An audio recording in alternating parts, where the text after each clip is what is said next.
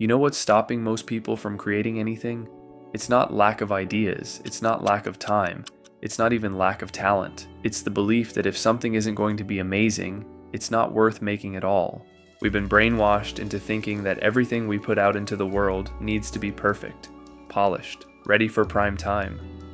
And this obsession with quality is literally killing creativity before it even has a chance to exist. I'm here to tell you something that might sound counterintuitive. Make stuff even if it's bad, especially if it's bad. The internet has done this weird thing to our brains. We see these incredibly polished videos, these perfect Instagram posts, these flawless pieces of art, and we forget that behind every single one of those is probably hundreds of terrible attempts that never saw the light of day. But here's what perfectionism actually is.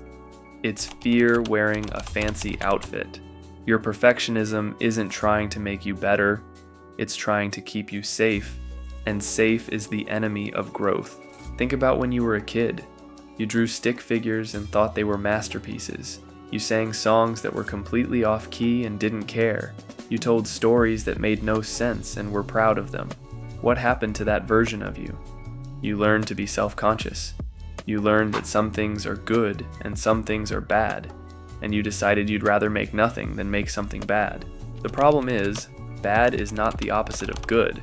It's the beginning of good. Every single person you admire, every creator whose work makes you feel something, started by making terrible stuff, genuinely bad stuff.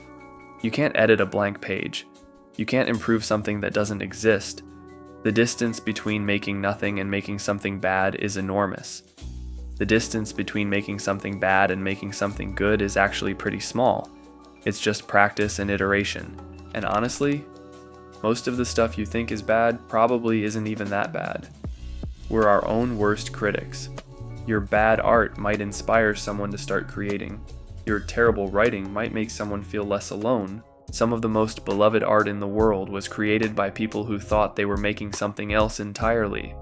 Some of the most successful businesses started as side projects that their founders didn't take seriously.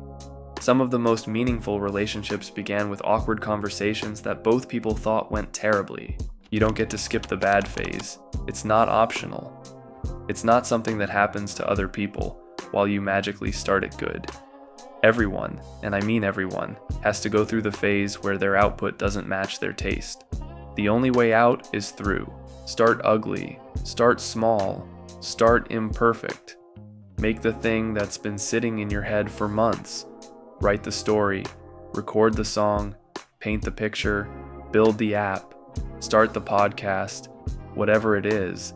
Make it badly, make it quickly, make it before you talk yourself out of it. The world doesn't need another person sitting on the sidelines waiting until they're ready to contribute something perfect. The world needs more people willing to try, willing to fail, willing to make bad stuff on their way to making good stuff. Your bad stuff is better than most people's nothing, and your good stuff, which will come if you keep making bad stuff, that's going to be something special. But you'll never get there if you don't start here. So make stuff. Make it badly. Make it anyway.